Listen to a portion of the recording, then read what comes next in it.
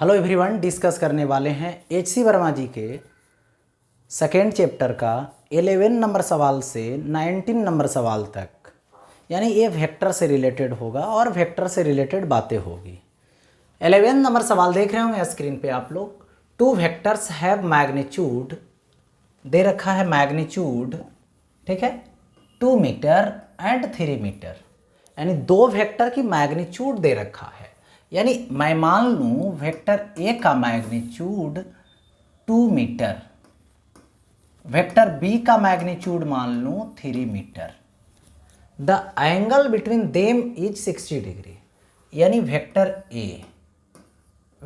ए हो गया ये, और ए वेक्टर क्या है तो बी वेक्टर है।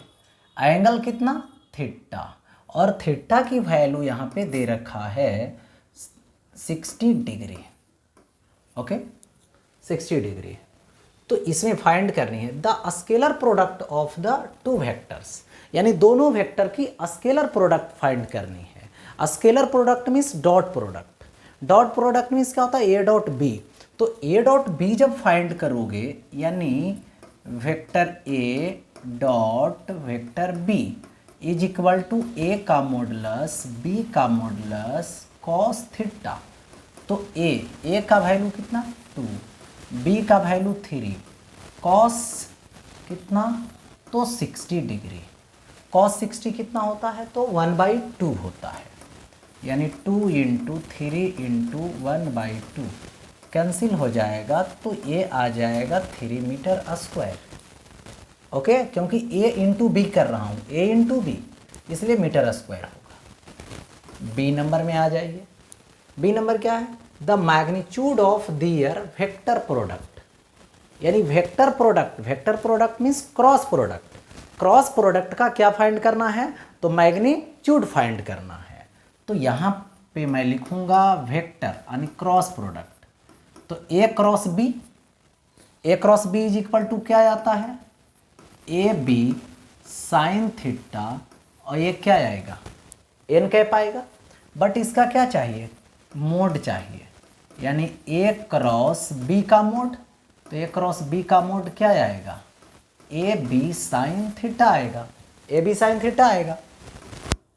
ए का वैल्यू कितना आएगा 2, बी का वैल्यू कितना आएगा तो 3, साइन थीटा यानी साइन कितना डिग्री, तो ए आएगा sine 60 degree, sine 60 degree. Okay, अब देखिए 2 × 3 इंटू √3/2, साइन 60 डिग्री का value √3/2, 2 cancel, so 3√3 metre square.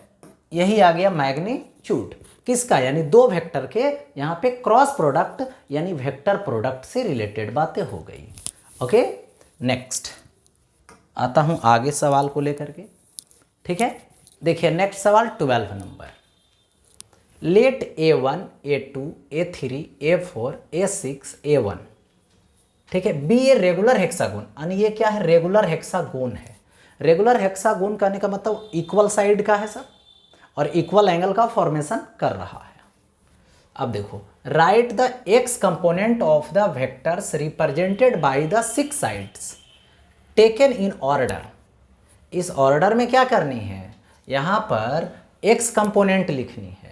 यानी सपोज दैट A1 A2 एक वेक्टर होगा, A2 A3 एक वेक्टर होगा, A3 A4 A4 A5 A5 A6 A6 A1। लेकिन इन वेक्टर का मुझे क्या करनी है, तो इन वेक्टर का एक्स कंपोनेंट लिखनी है। तो देखिए ऐसा A1 A2 एक्स लिखेंगे। सबसे पहले इसका मैग्नीट्यूड तो ये है और एक्स के डायरेक्शन में ही है, ठीक है, तो इसके लिए क्या लगा दूंगा cos 0 डिग्री, सेम डायरेक्शन में है इसलिए। अब देखो इसके पास पहुंच जाऊंगा, ठीक है, किसके पास A2 and A3, A2 A3। तो A2 A3 का एक्स कंपोनेंट, देखो एक्स कंपोनेंट इधर जाएगा, तो जिधर एंगल बनाएगा उधर कॉस में ब्रेक होगा।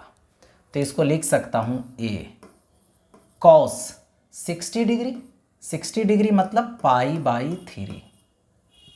होगा ऐसा।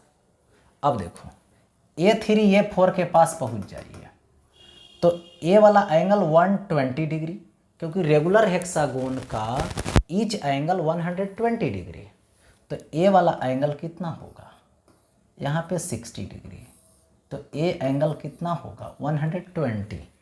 यानी जैसे जैसे ये बेंट होते जाएगा वैसे वैसे एंगल बढ़ते जाएगा 60, तो अब 120। अब देखो इधर x है तो इधर इधर जा रहा है तो 180 डिग्री। तो इस तरीके से देखिए A3 A4 का x कंपोनेंट लिखेंगे तो a cos 120 डिग्री यानी cos देखिए 2π/3 लिखूंगा। फिर इसी तरीके से A4 और A5 के पास चले जाएंगे, ये 4 है, A4 A5 x component a cos ये होगा 3π/3 यानी कट कैंसिल आ जाएगा, पाई हो जाएगा क्योंकि x इधर है और A4 A5 इधर है। ठीक है, फिर अगर एक बार और घूमेगा, एक बार और बेंड करवाइए तो A5 A6 का x कंपोनेंट आ जाएगा। कितना आएगा x कंपोनेंट जरा ये समझिए, तो a cos 4π/3 आएगा। इसी तरीके से अगर A6 A1 के पास आ जाइए, A6 A1 x कंपोनेंट कितना हो जाएगा, तो a cos, ठीक है, a आएगा 5π/3, यानी इसको नोट करनी थी। अब इसमें बोला use the fact that the resultant of this 6 vector is 0। ऐसे भी यदि एक कलोइड पाथ बना लेगा, ठीक है, कलोइड फॉर्म में बन जाएगा रेगुलर वे में, head to tail head to tail head to tail head to tail, और वो ट्रायंगल बना ले head to tail head to tail head to tail करके, या तो ठीक है रेगुलर हेक्सागोन बना ले, कुछ भी बना ले, लेकिन वो कलोइड हो जाएगा। और तो इस केस में यहाँ पर नेट जो होगी, रिजल्टेंट जो होगी वो 0 होगा। तो यहाँ पर रिजल्टेंट 0 होगा। तो अब रिजल्टेंट 0 होगा तो to prove that cos 0 degree cos π/3 cos 2π/3 cos 3π/3 इतना ऐड करके इज इक्वल टू 0। ठीक है, तो सिंपल है। देखिए सिंपल क्या है सो समझिए इसमें। देखिए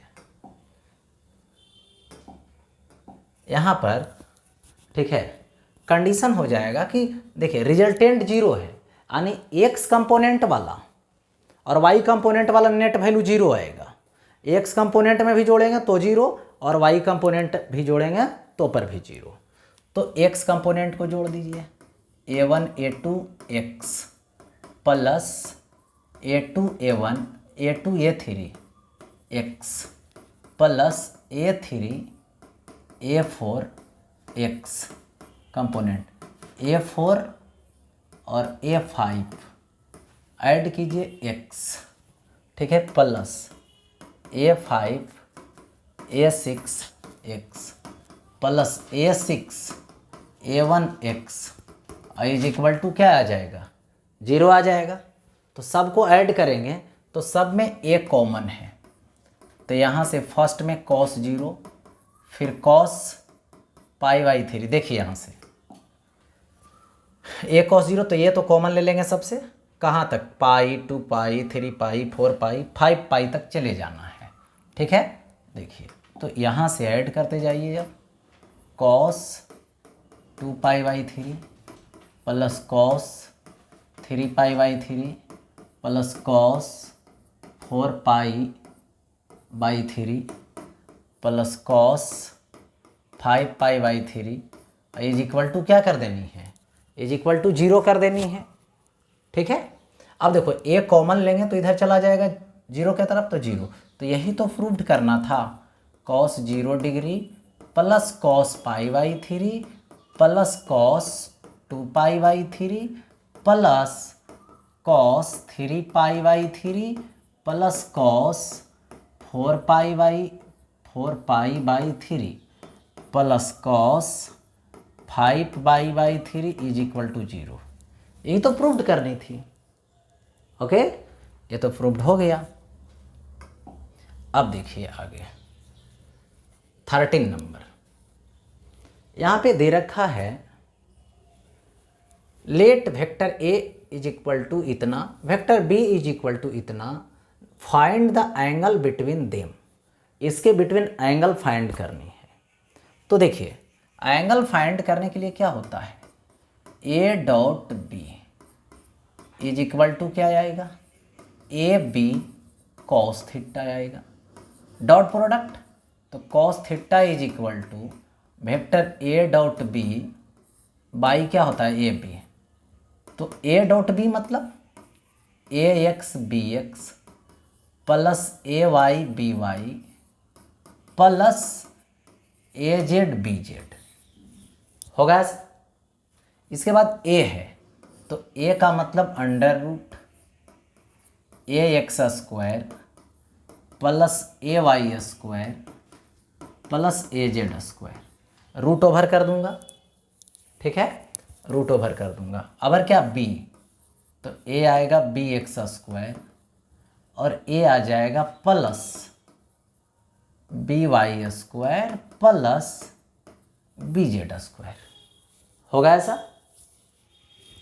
अब देखो a x b x, a x और ए वाला होगा बी एक्स, तो 2 इंटू 3 तो 6 plus a y b y, तो 3 into 4 12 plus a z b z, a z b z तो कितना आएगा, ये आएगा 20 by root over a x square यानी 2 का स्क्वायर 4, ए वाई स्क्वायर यानी 3 का square 9 plus a Z square यानी 16।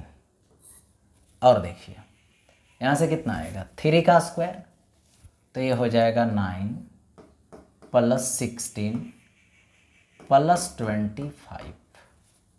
देखिए ऐड कीजिए तो ये आएगा 38 बाई ये क्या हो जाएगा स्क्वायर रूट 29, ये हो जाएगा 29 और ये हो जाएगा स्क्वायर रूट, ठीक है, 50। सॉल्व करके देख सकते हैं, ठीक है। अब यहाँ से आ जाएगा cos theta is equal to 38 रहने दो और बाई क्या आएगा, इस दोनों को मल्टीप्लाई कर दो 1450 मल्टीप्लाई करेंगे तो थीटा निकालनी थी ना एंगल, तो theta is equal to cos inverse कर दीजिए इधर और ये आ जाएगा 38 बाई रूट ओवर इतना। तो ये क्या आ गया, एंगल फाइंड हो गया किसके बिटवीन, तो vector a and vector b के बिटवीन। ओके हाँ, नेक्स्ट देखिए prove that a dot a cross B is equal to 0। पहले देखिए है क्या ये ब्रैकेट में, क्योंकि जब भी मैथमेटिकल प्रोसेस आएगा तो क्या कीजिएगा, ब्रैकेट का वर्क कीजिएगा। तो पहले क्या है क्रॉस प्रोडक्ट, तो देखिए वेक्टर ए है और ये क्या है वेक्टर बी है, ये थीटा एंगल पे दोनों है सपोज कीजिए। तो ऐसा कर सकता हूँ ए क्रॉस बी, जैसी ए क्रॉस बी करेंगे तो इसका क्रॉस प्रोडक्ट का डायरेक्शन किधर चला जाएगा, नीचे चला जाएगा, ए क्रॉस बी। इसको मान लो वेक्टर सी किधर है, इन दोनों के परपेंडिकुलर है। क्रॉस प्रोडक्ट में क्या होता है, जिन दो वेक्टर का क्रॉस प्रोडक्ट निकालते हैं उसका क्रॉस प्रोडक्ट उन दोनों वेक्टर के परपेंडिकुलर होता है। यानी ए क्रॉस बी की जो डायरेक्शन है बी का भी परपेंडिकुलर है और ए का भी परपेंडिकुलर है, किसी एक का पार्टिकुलर नहीं, दोनों का परपेंडिकुलर है। ओके, दोनों का यहाँ पे परपेंडिकुलर है। तो इस केस में क्या करेंगे, यहाँ पर फाइंड करनी है ए डॉट, देखिए ए, तो इसको ए क्रॉस बी को मैंने क्या माना C vector is equal to क्या होगा ए सी कॉस कितना 90 डिग्री। क्यों, क्योंकि ए क्रॉस बी जो है सी है, जो ए और बी दोनों के परपेंडिकुलर है। तो ए क्रॉस बी ए का परपेंडिकुलर यानी कॉस 90 0, यानी a dot c is equal to 0, यानी यही तो सी माने हैं, तो यही तो प्रूव्ड करना था। प्रूव्ड हो गया ये, ठीक है। क्यों? क्योंकि परपेंडिकुलर आ गया ए क्रॉस बी, इसलिए। अब देखिए नेक्स्ट, वेक्टर ए है, वेक्टर बी है, और फाइंड करनी है ए क्रॉस बी, यानी ए क्रॉस बी फाइंड करनी है। तो देखिए इसका रूल क्या है, ए क्रॉस बी यदि ऐसा आएगा तो डिटर्मिनांट मेथड अप्लाई करेंगे। कौन सा मेथड? यहाँ पे डिटर्मिनांट मेथड अप्लाई करेंगे। तो ये क्या होगा देखिए, आई कैप, फिर जे कैप, फिर के कैप। पहले ए है, फर्स्ट ए में देखो 2 3 4, बी वाले में 4 3 2, हो गया ऐसा। रूल यहाँ पे होता है कि सबसे पहले आई कैप को यूज में लाइए। तो आई कैप लिखेंगे जब, तो ए वाला कवर हो जाएगा। तो ऐसे जब कवर होगा तो कितना हो रहा है, 3 4 3 2, ओके। अब किसके पास जाइएगा, जे के पास जाइएगा। तो जे के पास जब जाइएगा तो एक प्लस लिए हैं तो अल्टरनेट लेना पड़ता है, अल्टरनेट, एक प्लस और एक माइनस। अगर जे कैप तो ये वाला कवर, ये वाला कवर, तो ये क्या होगा, यहाँ होगा 2 4, और ये क्या होगा यहाँ पर 4 2, हो गया ऐसा। अगर क्या लेंगे, प्लस के लेंगे, तो प्लस के कैप लेंगे, ठीक है। तो ए वाला कवर, ए वाला कवर, तो 2 and 4 होगा, 2 and 4, और 3 और 3 होगा, हो गया ऐसा। अब देखिए यहाँ से क्या होगा, इधर से इधर क्रॉस कर दो, इधर से इधर, इधर से इधर क्रॉस कर दो, इधर से इधर, इधर से इधर क्रॉस कर दो, इधर से इधर, हो गया। अब देखो आई कैप, तो इधर से इधर क्रॉस करो तो 6, इधर से इधर क्रॉस करो तो ये माइनस में जाएगा 12, इधर से इधर जाने पर प्लस, और इधर से आने पे माइनस। अगर क्या आएगा, माइनस जे कैप। तो देखिए 2 into 2 तो 4, इधर से इधर माइनस 16, प्लस के कैप, इधर से इधर 6, इधर से इधर माइनस 12, होगा। देखो तो कितना आएगा, 6 - 12 -6 आई कैप, ठीक है। 16 में से 4 जा रहा है उल्टा, -12 माइनस माइनस प्लस 12 जे कैप, इसके साथ 6 - 12 तो -6, यानी -6 के कैप। यही आ गया क्रॉस प्रोडक्ट किसका, तो vector a and vector B का, वेक्टर ए एंड बी का क्रॉस प्रोडक्ट, ओके। अब देखिए नेक्स्ट, यहाँ पर दे रखा है if a b c are mutually perpendicular, यानी देखो ऐसा है, ये मान लेता हूँ इधर, और इसका बी मैंने मान लिया इधर वाई एक्सिस की तरफ, और सी को मान लिया मैंने इधर बाहर की तरफ, तो बाहर तरफ खींचेंगे नहीं, इधर होगा सी, सब एक दूसरे के म्यूचुअली परपेंडिकुलर है। अब देखो यहाँ से क्या होगा, अब बताना है मुझे, so that c cross vector a cross B is equal to 0 is the, ठीक है, कन्वर्स ट्रू, यहाँ पे इज द कन्वर्स ट्रू बताना है, मतलब शो करनी है, ठीक है। तो यहाँ से कंडीशन लगाएंगे सो दैट, शो करने के लिए। तो सबसे पहले क्या करनी है, देखिए यहाँ पे सॉल्व करनी है। देखिए ए क्रॉस बी ब्रैकेट वाला, तो ए क्रॉस बी किधर देगा, बाहर की तरफ, यानी सी के तरफ, ए क्रॉस बी हो गया। और ये दोनों क्या है, सेम डायरेक्शन में है, तो सेम डायरेक्शन में तो 0 डिग्री, और 0 डिग्री पे क्रॉस प्रोडक्ट क्या होता है, 0 होता है, यानी सी क्रॉस, ठीक है, ए क्रॉस बी, ठीक है। ये दोनों क्या है, सेम डायरेक्शन में है, इसलिए क्या आएगा, 0 आएगा, इसलिए दोनों क्या आएगा, क्रॉस प्रोडक्ट 0 आ जाएगा, वही तो शो करना था। Next a particle move on a given straight line with a constant speed v, किससे? कांस्टेंट स्पीड v से, at a certain time it is at a point p on its straight line path. देखो यह straight line path पे जा रहा है, किसी time पे वो p पॉइंट पे है जहाँ पे इसकी वेलोसिटी v है, यही वेलोसिटी है इधर। o is a fixed point, O देखो यहाँ पर है इस स्ट्रेट लाइन पर जो फिक्स्ड पॉइंट है, so that O P cross B is independent of the position P, यानी ओ पी क्रॉस भी, तो ओ पी क्रॉस भी लेना है मुझे, तो ये होगा ओ पी का मोड, भी का मोड, साइन क्या होगा 0 डिग्री एन कैप, क्योंकि सेम डायरेक्शन में है, ओ पी इधर है और भी इधर है, तो ये तो 0, तो ओवर ऑल 0, यानी OP क्रॉस भी जो है वो P पॉइंट पे डिपेंड नहीं कर रहा है। क्यों नहीं कर रहा है? क्योंकि OP क्रॉस भी का कोई वैल्यू आ नहीं रहा है, कुछ वैल्यू आ नहीं रहा है, इसलिए ये 0 है। तो जब 0 है तो यहाँ पे क्या हो जाएगा, डिपेंड ही नहीं किया P पर।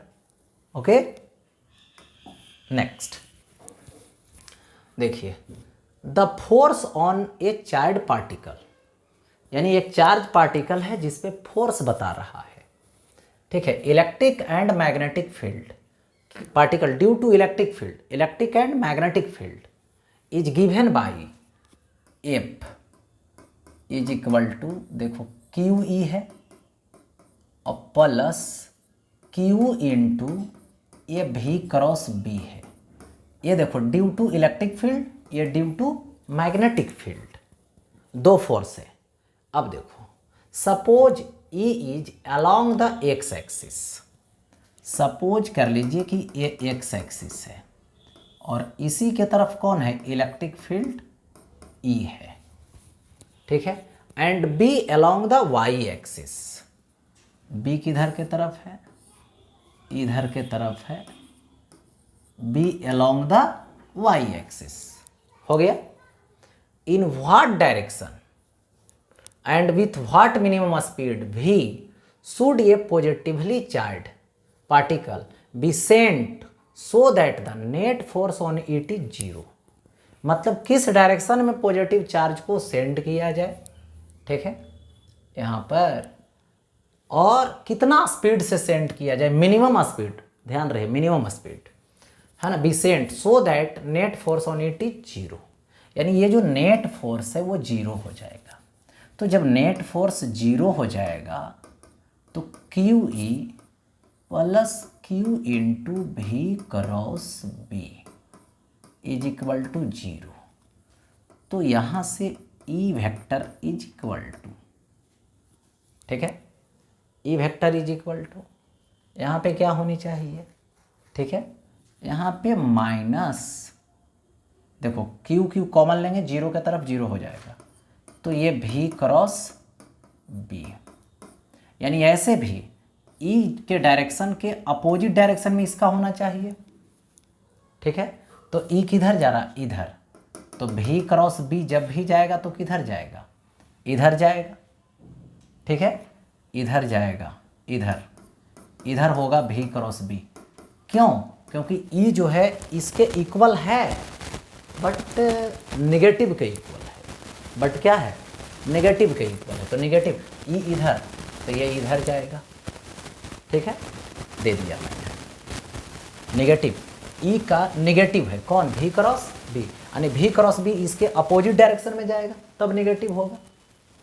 देखो तो यहाँ से मोड लगा देता हूँ, ई का mod is equal to minus v cross b है, तो ऐसा लिख सकता हूँ भी क्रॉस बी, तो v b sine theta n cap का मोड हो जाएगा, तो ई का मोड ई माइनस, तो मोड से बाहर प्लस हो जाएगा, भी बी और ये क्या लिखोगे साइन थीटा एन कैप का मैग्नीट्यूड 1 होगा, तो यहाँ से भी लिखना है मुझे, तो ई बाई बी साइन थीटा।